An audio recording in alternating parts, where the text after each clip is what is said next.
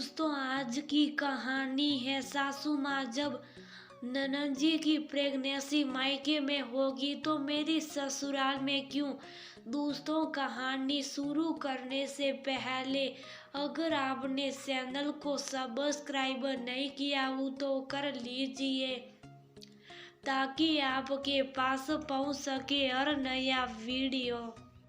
अमन को जब पता चला कि शेफाली दोबारा माँ बनने वाली है तो वह चिंतित हो गया कि घर से दूर अकेले कैसे संभालेगा। बड़ी बेटी पीयू 5 साल की है और स्कूल जाती है। अमन को 1 महीने के लिए ट्रेनिंग पर भी जाना है। उसने शेफाली से कहा कि घर से मम्मी को बुला लेते हैं या फिर तुम चली जाओ ससुराल, और वह भी प्रेगनेंसी की हालत में। प्लीज अमन, ये मुझसे मत कहना। पीयू के समय वह मैंने कैसे अपनी प्रेगनेंसी गुजारी थी तुम भूल गए होंगे। मैं नहीं। वह तो अच्छा हुआ कि तुमने बोल दिया कि निशा दीदी की तरह मेरी भी पहली प्रेगनेंसी मायके में होगी, वरना मैं तो शायद बचती भी नहीं। नहीं, मैं अकेले सब मैनेज कर लूंगी। लगे तो एक काम वाली और लगा लूंगी, लेकिन आपके घर बिल्कुल नहीं जाऊंगी। यहाँ कल से कम मेरी जो ईसा होगी वह खास होगी। पीयू के समय तो शेफाली को कुछ याद आते ही आंखों से आंसू बह निकले।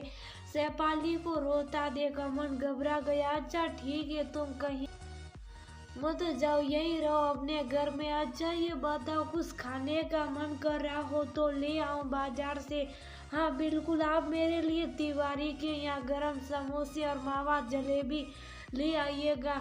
इस पीयू ने तो मुझे पूरे 9 महीने कुछ खाने नहीं दिया सिवा दही और रोटी के। अब देखना है कि ये बेबी कुछ खाने देगा या फिर अपनी बेटी की तरह उल्टी ही करवाएगा। शेफाली भी मुस्कुराते हुए बोली। अमन बाजार चला गया और शेफाली ने पीयू को बताया तो वह सुनकर खुश हो गई। सच्ची मम्मी, मैं दीदी बनने वाली हूँ। मम्मी आप टेंशन मत लेना, अब मैं बड़ी हो गई हूँ और आपका अच्छे से ख्याल रखूंगी। पीयू की समझदारी बातें सुनकर शेफाली निश्चय हो गई कि वह अपनी प्रेगनेंसी संभाल लेगी। पीयू अपने कमरे में अपनी डॉल को बताने चली गई और वह 100 साल पहले अतीत में खो गई।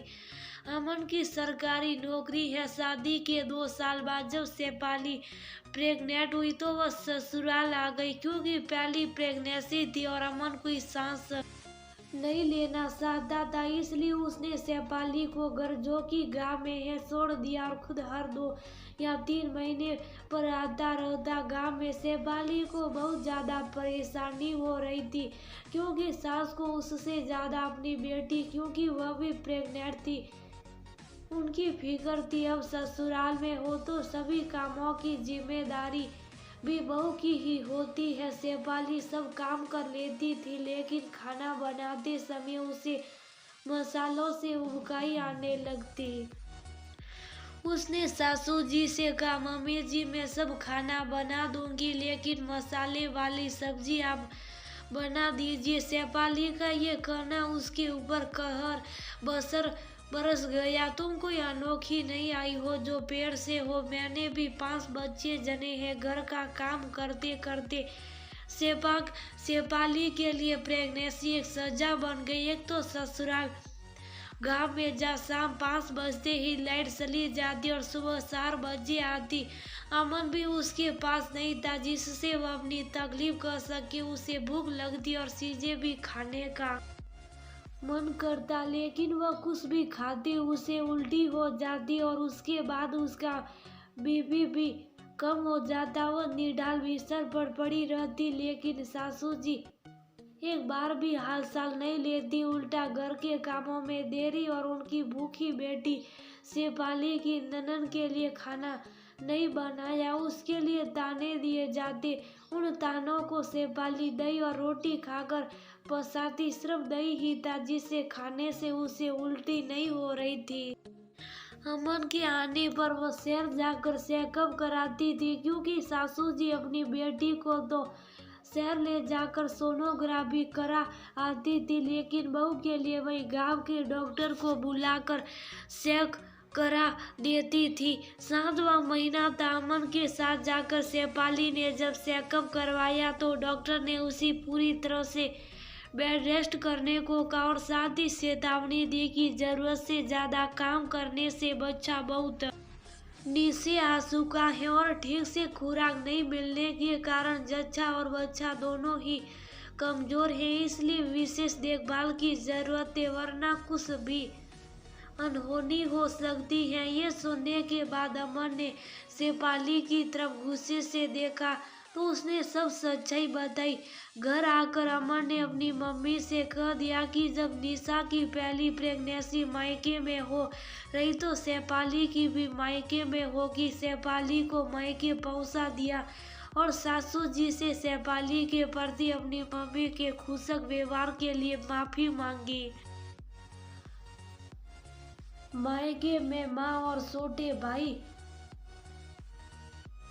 बहनों के साथ खुशहाल माहौल में शेफाली अपनी प्रेगनेंसी को लेकर खुश रहने लगी,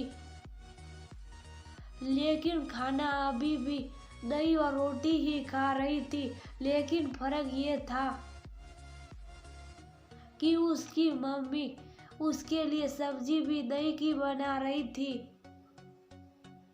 समय पूरे होने पर शेफाली ने प्यारी सी और स्वस्थ बेटी पीयू को जन्म दिया। कहाँ खो गई? लो समोसे और मावा जलेबी का आनंद लो। तुम चिंता मत करो, अब की बार मैं सब इंतजाम यही कर लूंगा। जलेबी खिलाते हुए शेफाली से बोला।